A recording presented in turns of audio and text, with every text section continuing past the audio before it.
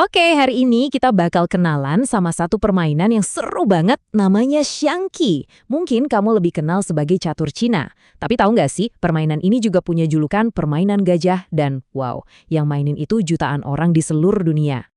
Jadi gimana? Siap gak buat belajar permainan yang dimainin sama puluhan juta orang? Ini bukan sekedar belajar mainan baru loh. Kamu itu sebenarnya lagi ikutin jejak tradisi kuno yang usianya udah ratusan tahun. Keren banget kan? Oke, setiap komandan perang kan butuh misi yang jelas ya. Nah, di medan pertempuran kita ini sebenarnya apa sih tujuan utama kita? Yuk kita bedah bareng-bareng. Misi kamu tuh sebenarnya simpel banget. Tangkap jenderal lawan, anggap aja dia itu rajanya pasukan musuh. Kalau kamu berhasil ngepung jenderal mereka sampai nggak bisa kabur kemana-mana lagi, itu dia, kamu menang. Nah, kondisi itulah yang disebut skakmat. Nah, ini nih, salah satu hal paling unik dan jujur aja paling keren di Xiangqi. Kalau di catur biasa, ya kalau lawan udah nggak bisa gerak tapi rajanya nggak lagi di skak, hasilnya kan seri atau stalemate. Tapi di Xiangqi, ceritanya beda. Kalau kamu bisa bikin lawan mati kutu, nggak bisa gerak sama sekali, kamu langsung menang. Gila kan? Aturannya beda banget. Sekarang kita intip dulu medan pertempurannya. Coba deh perhatiin. Ini beda loh sama papan catur biasa. Bidak-bidaknya ditaruh di persimpangan garis, bukan di dalam kotak. Terus, lihat sungai yang ada di tengah itu jadi pembatas wilayah. Dan yang paling penting, ada dua istana di pojok-pojok, tempat jenderal dan para pengawalnya bersembunyi. Oke, misi udah jelas, medan pertempuran udah kita kenali. Sekarang, waktunya ketemu sama pahlawan-pahlawan di pasukan kamu. Siap-siap ya, karena tiap bidak ini punya peran dan kekuatan spesialnya sendiri. Dan ini dia, sang bos besar, jenderal. Dia ini bidak paling penting. Kalau sampai dia ketangkap, ya udah, game over, kamu kalah.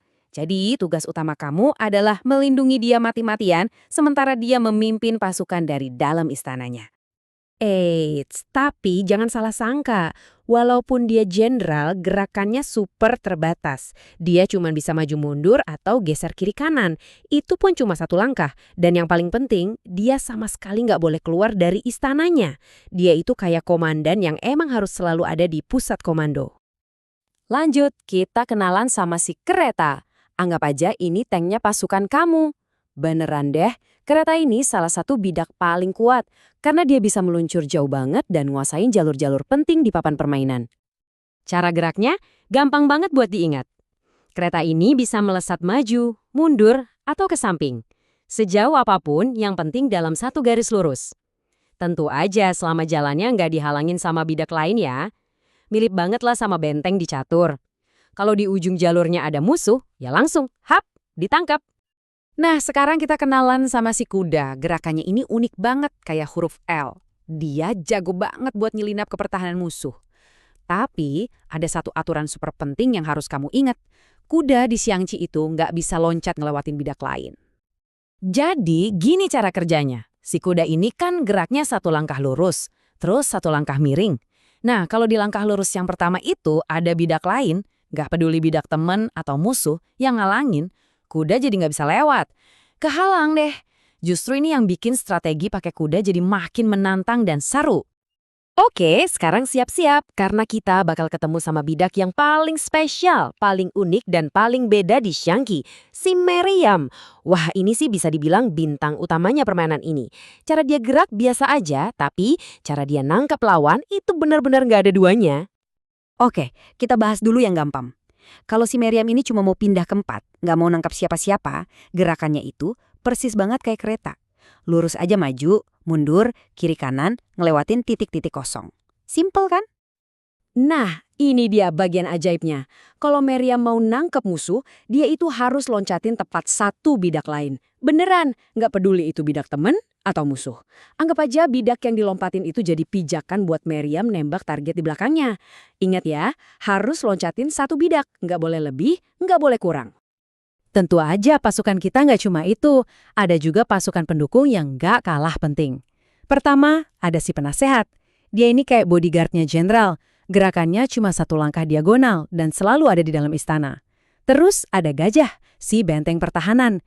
Dia geraknya 2 langkah diagonal. Tapi ingat, gajah ini nggak bisa nyebrang sungai. Terakhir, prajurit kita.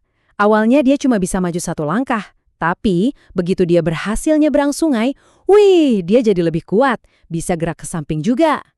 Oke, kayaknya kita udah hampir siap tempur nih.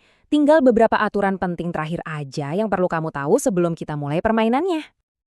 Aturannya gampang banget kok. Pertama, yang merah selalu jalan duluan. Kedua, dan ini unik banget, kedua jenderal itu nggak boleh saling tatap-tatapan langsung di jalur yang sama kalau di antara mereka nggak ada bidak lain. Anggap aja mereka itu musuh bebuyutan yang nggak boleh ketemu muka. Nah, itu dia. Sekarang kamu udah punya semua bekal dasar buat jadi komandan hebat di papan Shanqi. Ingat ya, setiap permainan Shanqi itu kayak kita lagi nyusun kereta pertempuran. Semuanya soal strategi, dan kamulah komandan yang nentuin ceritanya. Jadi, kita ulas dikit ya. Kamu sekarang udah tahu misinya. Skakmat Jenderal Lawan. Kamu juga udah kenal sama medan pertempurannya yang ada sungai sama istana. Dan yang paling penting, kamu udah kenalan sama semua prajurit andalanmu, dari si kereta yang super kuat sampai si meriam yang penuh kejutan. Nah, pertanyaan terakhir nih buat kamu. Dari semua pasukan keren ini, kira-kira bidak mana yang bakal jadi jagoan kamu? Si kuda yang lincah, si kereta yang perkasa, atau si meriam yang strateginya unik banget? Coba deh mainin dan temuin sendiri favoritmu. Selamat bermain ya!